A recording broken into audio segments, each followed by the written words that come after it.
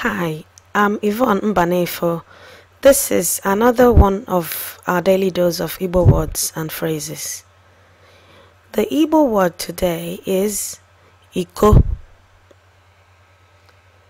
Iko means cup.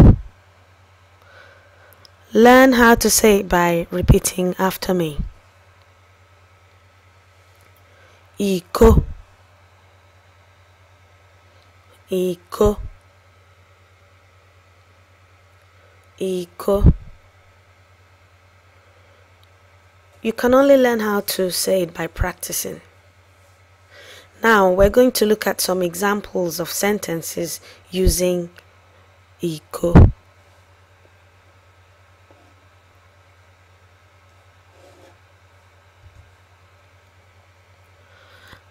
Ha ji iko eji aṅụ mmanya.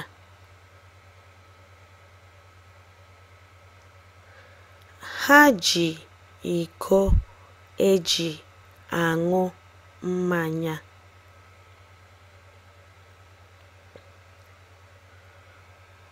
Ha ji iko eji aṅụ mmanya.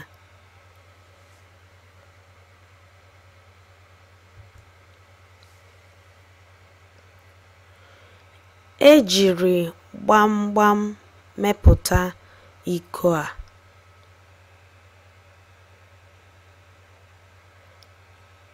Ejiri gbamgbam mepụta iko a.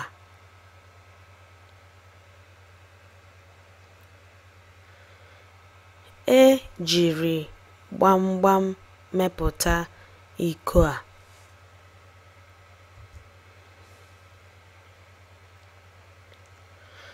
Ndị a na-akụkọrịta iko ha ji agọ ọfọ.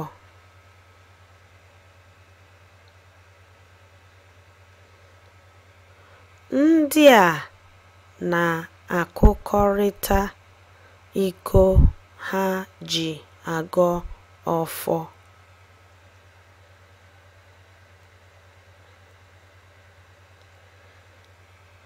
Ndị a na-akụkọrịta iko ha ji agọ ọfọ.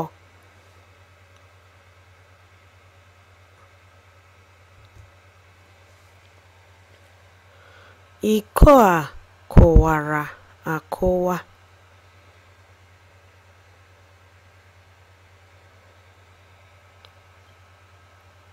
Iko a kụwara akụwa.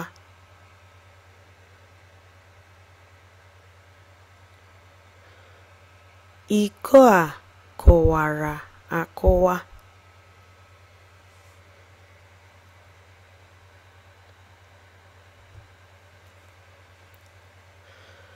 Mmiri oroma juru n'ime iko a.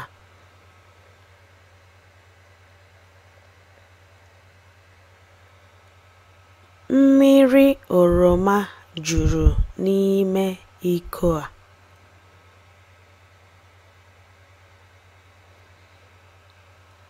Mmiri oroma juru n'ime iko a.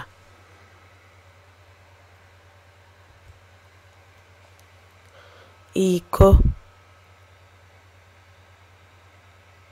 Iko. Iko. I'm Yvonne Mbanefo, and that was one of our daily dose of Igbo words and phrases.